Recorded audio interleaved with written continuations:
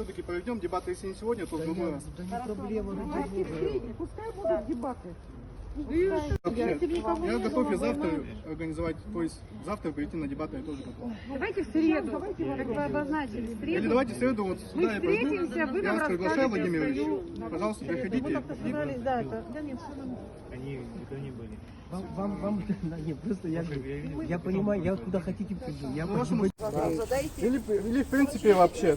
Я готов и завтра организовать, то есть завтра прийти на дебаты я тоже готов. Давайте в среду, как вы обозначили, в Или среду. давайте в среду вот сюда Мы я пойду. встретимся, вы Я нам вас приглашаю, Владимир расскажете Ильич. свою... Пожалуйста, приходите.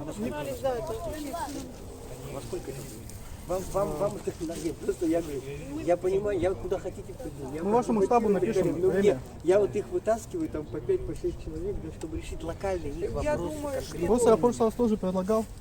Да я Вы сказали, организовывайте. Да, и ушли. пожалуйста, в любое время. Я вот спрашиваю вам, вы готовы? Я сейчас вам прочитаю лекцию о законодательной инициативе и о необходимости представительного органа. Я считаю, что чем больше встреч, тем лучше для наших дворов.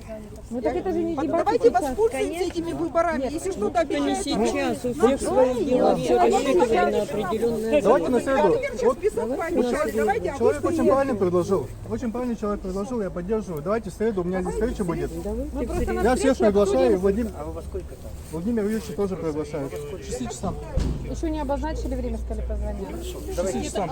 Смотри, в чем? Поймать на слове, что ли? Я могу понять. Выполнил, не Я вам выполнил, мешать не буду. а в чем Я оно? его все укажу. Вы, пожалуйста, Да, потому что хотелось бы вы проблему организовали встречу, обсудить. пожалуйста, поговорите, да? с людьми. Предвыборную Да. программу Я вас послушать. приглашаю в среду 35 минут на эту площадку. заседания.